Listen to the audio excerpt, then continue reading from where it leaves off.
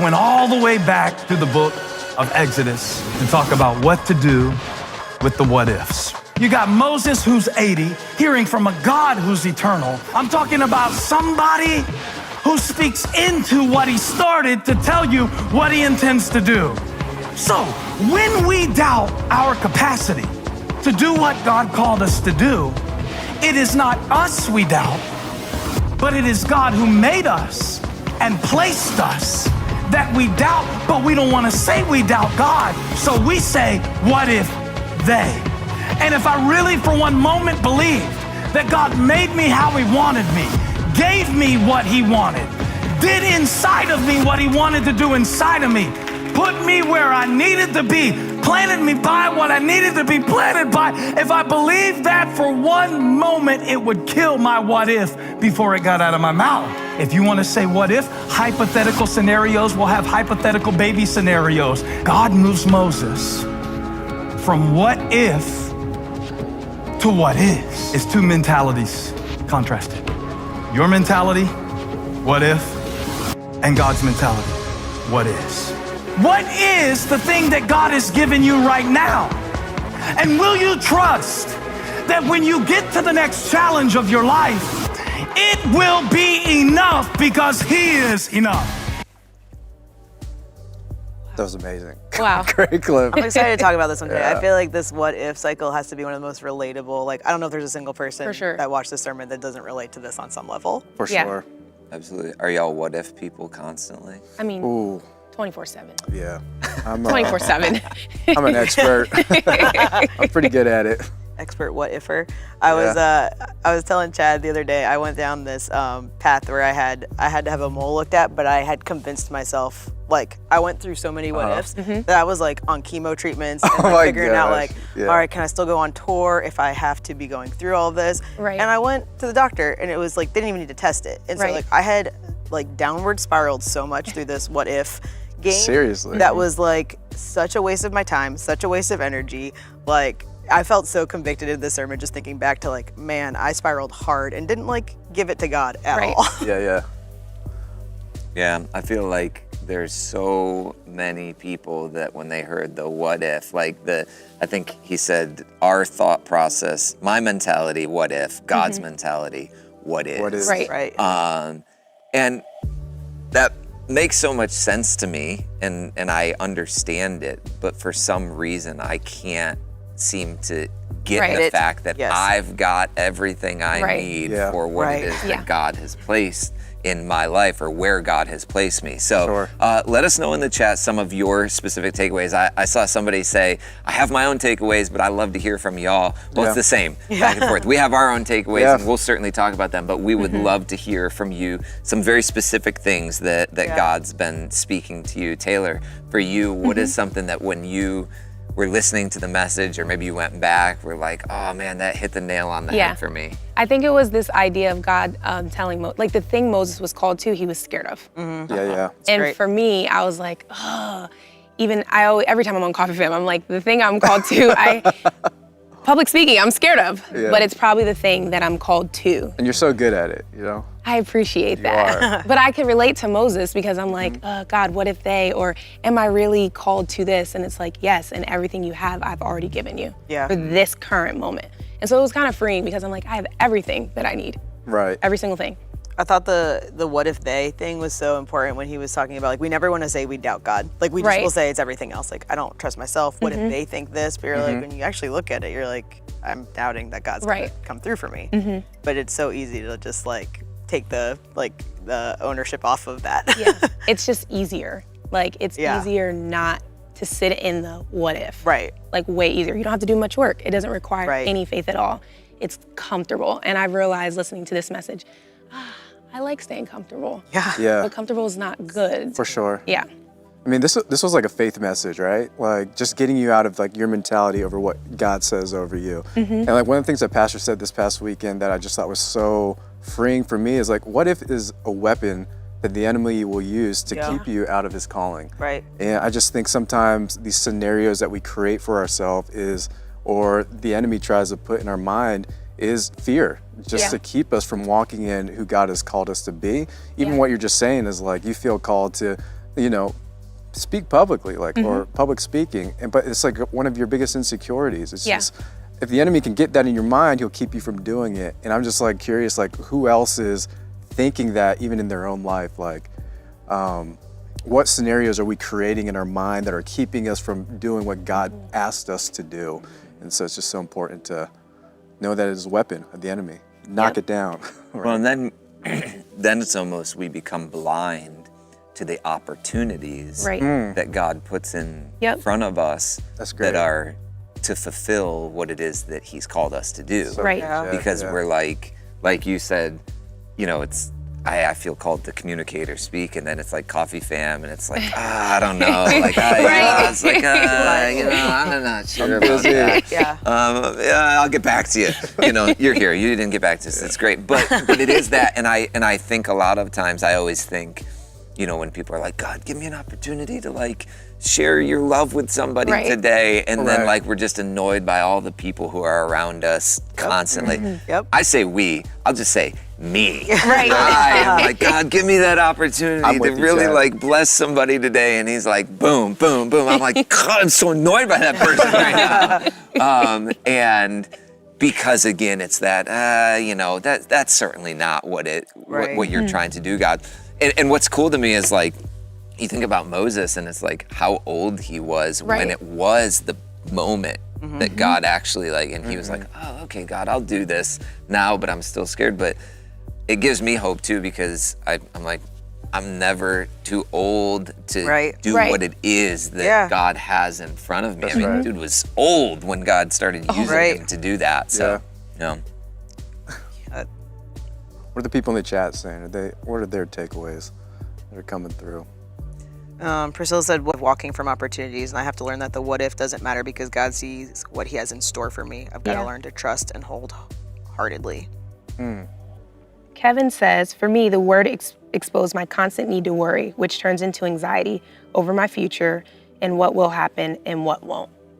I can relate to that because I feel like 95% of the time I'm anxious. And then it's like, it really is the opportunity to take the thought and cast it down. And that's what I love about this message. Like, you have a choice to pick a perspective. You're either going to take the what if or who God is. That's why I love that He said, He is the I am. He's so sovereign. God already knew. He knows every little thing. And so that's the piece that we can hold on to. Yeah, and that's word too. Like in 2 Corinthians, it just said, Paul was just saying, you need to take every thought captive and make it obedient to Christ, right? And that's what we do with those anxious thoughts that come. Like, we have to know that those aren't from God. Those aren't from the Lord. And we need to take those and say, hey, God, is this from you? And put that aside. What are you calling me to right now? What am I walking? What do I already have? I think that's important to know, like, when we're talking about like this what if, what is contrast. I think one of the parts that stuck out the most to me was when you talked about, like, at some point you stop solving problems and you start shrinking God. And to me, that was like, I can rationalize, like, if I'm playing through the what ifs and I'm like, well, I'll make sure I do this, I'll make sure I do this, I make sure I do this, and you have like a fail-proof plan for everything. But then you completely like minimize who God is and His ability to come through for you. That's right. And so that was really challenging for me to hear, and that's something I've been thinking a lot about since Sunday. Yeah, that was one of the first like quotes that I wrote down. He said, "You're shrinking God to the size of the scenario you can understand." And I think about that a lot because I always think this when I would have this mentality of like, no, like God certainly wouldn't do that, or like when somebody says, my God would never do this or cause that to happen or not allow that to happen. And I always go to that mentality of you are shrinking God, or you're subjecting God to your understanding.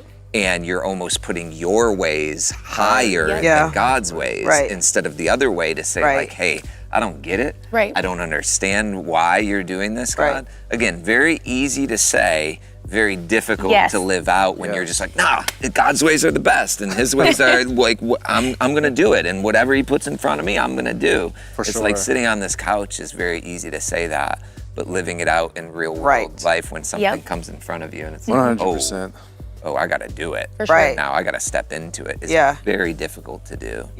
And a lot of the times we're worrying about things like future things. They haven't even happened yet. Right. And so this message also was like convicting for me because I was like, a lot of the times my what ifs are like things 3 weeks from now. Like this present moment, like God is calling us to be present one day at a time. Sure. And so we're making up scenarios and things that could happen and we haven't even gotten to that season of life yet.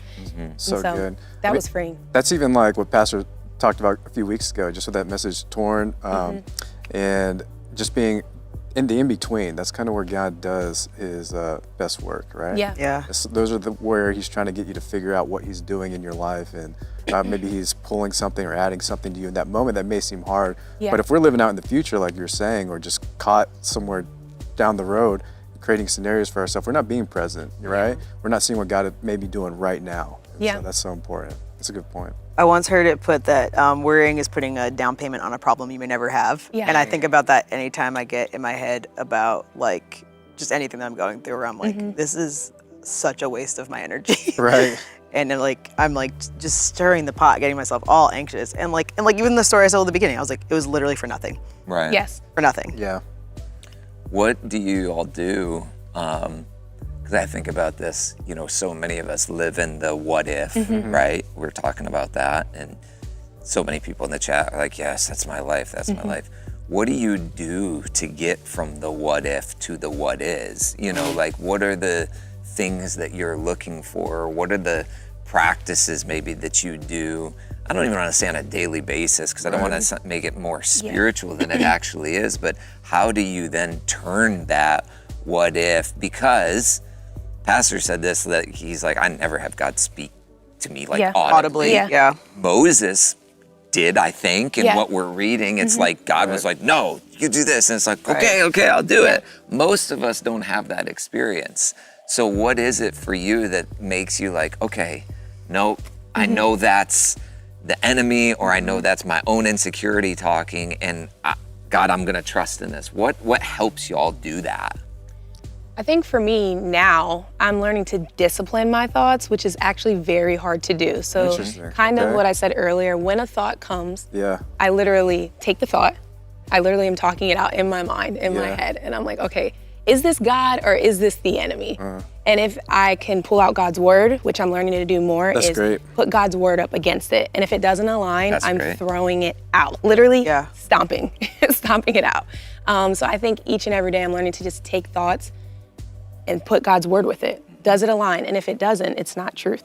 That's Yeah. right. It's hard, but It is. over time, it's a practice. Right, it is a practice. I think similar to you, I kind of have the same practice. I'm not trying to steal yours, but like that is almost verbatim like what I do as well. And Pastor kind of gave us an example this past weekend. It was like during the worship experience.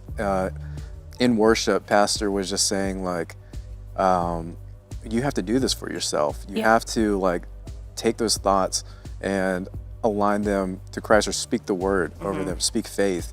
And sometimes I'll do that on my drive into work in the morning, to be honest. Sometimes I think about what God's given me to steward, and I'm like, what? I can't do. How am I supposed to like know what to do, Lord? Right. And the enemy will get in my head, and he'll tell me like, you're not supposed to do this or whatever. But I'll just speak what I know God has confirmed in my life and in my heart, and just speak His word over it. So I mean, Taylor, I'm stealing your idea, but that is exactly what I do. So many people in the chat. Yes. Go ahead. They're like, I am. I speak the opposite Yeah. of what it is. Somebody, Crystal said, I look back at what God has done in the past. Right. for Yeah. That's me. great. Somebody said, I just trust what the Bible said. Like the Bible says that give us today our daily bread, Yeah. not Right. our 2 months provision. Yeah. Let's go. You know, which I Yeah. like that because That's it's great. like God is giving me enough to get through today. Yeah. Not necessarily for Right. the next year. Yeah. Then Yep. we wouldn't need to rely on Him. Right. I love a lot of these things that y'all are sharing in here. These are helpful. Yeah. I was just gonna say, I just think it's so, like, I think what you both said is so great. And I think identifying what God's speaking versus what, like, the devil is coming at you with, and just knowing, like, the difference. Like, For sure. God is never gonna tell you, like, you're not good enough. You don't have what it, like, God's Right. not going to Yep. speak to you in that. And so I think if you can separate, like, quickly and say, like, okay, I know this is not from God, and then you can go through the rest of the stuff. But identifying, I think, is, like, the very first step. Right.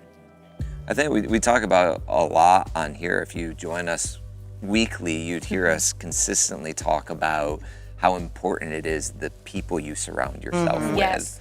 right? Like, what are the voices that you're actually putting great. around you? Yep. Yeah, you're gonna have your, daily time with God, or, Yep. you're gonna learn that. And that's so important because you need to learn to distinguish what you were saying. Yes. The difference between God's voice Yes. and other voices. I Yes. don't even want to always call it the devil's Right, voice. right, right. It might be my own voice. Right. That I'm Right. like, nah, Right. I'm not gonna do Yeah. that. Right, But totally. like, Yeah. oh no, that's me, I know.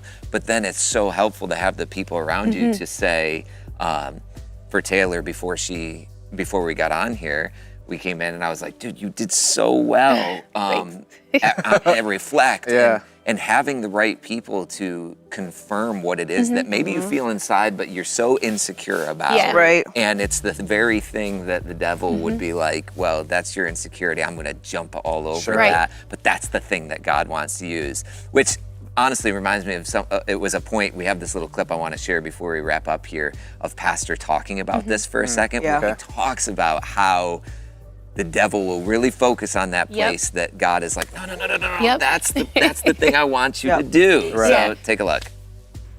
The deepest insecurity in your life reveals something about the assignment that God has given you. The thing that the enemy resists most about you is often the greatest thing that God has put inside of you. That's What it. it's a helpful thing, right? Yeah. It's like the thing that the devil resists the most. Yeah. Yeah. In you is often the greatest, gift Yeah. that God has given to you. For And sure. I think, again, having good people around you to help you understand, no, Johnny, like, don't walk away from that. You were put in the position that you're in. God Right. gave you everything that you need for what you're doing, instead Right. of people that are like, what you doing, man? Like, why are you why are you part of this? Like, Yeah. you know what I mean? So who is that for you?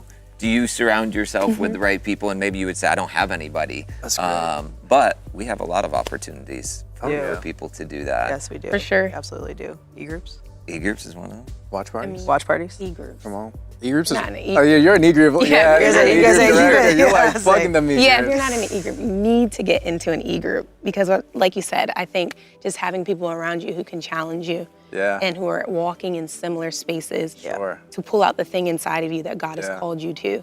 And so if you're not in an e-group, please sign up for an e-group. Do it. Yeah, even like identifying with the what ifs that you have. Like when you can see a pattern, like the enemy will try to speak the same thing Oh yeah. to multiple people. That's a pattern, and you can call that out. Right. So that's just a weapon or a tool Right. that's trying to be used against us, And it's such a strong indicator. And then having, like you said, Chad, having other people around you to confirm and call the gifts out in you is so important. Just so you know, like, hey, yeah, God called me to this, and I'm For gonna sure. continue to walk in it. So strong. Get in an e-group. There's a lot of people in the e-group, in like any groups in the chat. Just Yeah. like, I love my e-group. My Yeah. e-group was so helpful for me. E-groups are my people. So important. It's amazing. One of the things that I love that we get to do as a church is be able to continually provide these messages to you, but that within our culture, we're really trying to help enable you to not keep this stuff to yourself. Yeah. Because there's one thing that we believe God is speaking to you and to your heart, but then there's something else that you're responsible for, and taking what it is that God's doing in you and helping other people as well. And so make sure that throughout this week, as God is speaking to you, maybe through this message, maybe you know somebody who needs to hear it, who would really benefit from hearing this because you're in their circle and they're saying, a lot of what ifs, and you're trying to help them. Share this message with them. Let them know that there's something that might be able to help them. And then, like they've been saying, there's so much that you can be able to be a part of right here at Elevation. Every week, again, we do this. We try to provide you opportunities to get together with some other people. Yeah. We're just trying to do that. We're trying Yeah. to get you together so that you can hear from Yeah. other people and have these moments of, oh yeah, Yeah. me too. Like, Right. I do feel that way. Right. And you're not alone in that. And so we have a lot of different opportunities that we're always trying to give you to connect with other people right where you are. It's great, Chad. Here's a couple. One, Johnny, if they're near a physical location, Yeah. how would they even know that?